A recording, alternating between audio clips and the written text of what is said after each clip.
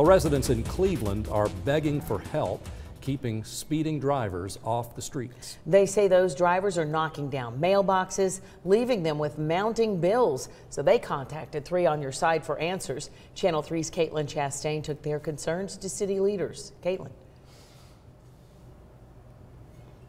Cindy, David, you can see the damage left behind Monday when you drive down the street after a driver crashed on Julian Drive, taking out at least 4 mailboxes. Neighbors tell me it's not the first time something like that has happened, and they're pushing for a change.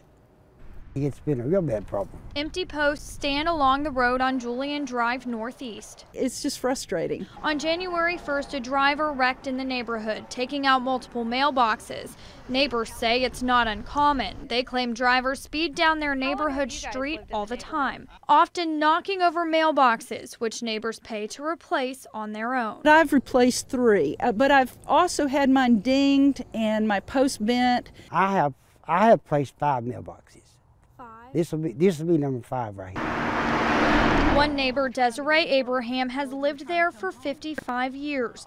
She says over time the speeding continues to get worse. Just hate to see, destruction like this where people are flying through the neighborhood, especially when we have elderly residents, we have children. Neighbors are urging the city to put in speed bumps or a 4-way stop instead of the 2-way stop that's there now. It would help. It would not impede traffic. It would just slow down traffic, and that's what we're asking for. I just think there's not been high priority for this, and it really needs to be. Transportation Project Manager David Sheely tells me 4-way stops are not a good solution, but there are other ways to calm traffic. Before starting a project, the department has to conduct what they call a traffic calming study. It takes roughly 2 weeks. It looks at 3 criteria. It looks at accident history, it looks at traffic volume, and it looks at traffic speed. So you look at each one of those criteria. Based off of those criteria, you get points. It's a point-weighted system. Neighbors reached out to Channel 3 and we took their concerns to city leaders. They tell me a study has not been done here in at least the past 3 years, but they plan to start one. David Sheely says speed bumps may not be the answer. Speed tables, you can do traffic circles.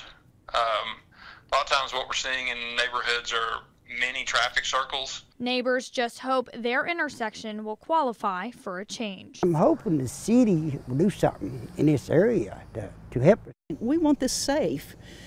For Cleveland's a great place to live. We want it safe.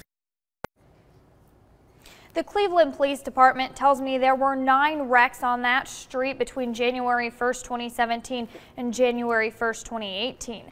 Neighbors tell me they also have a problem with commercial vehicles speeding down the street once they get rerouted around traffic. Sheely says the Transportation Department will start collecting data today to see if the intersection qualifies for that traffic calming solution.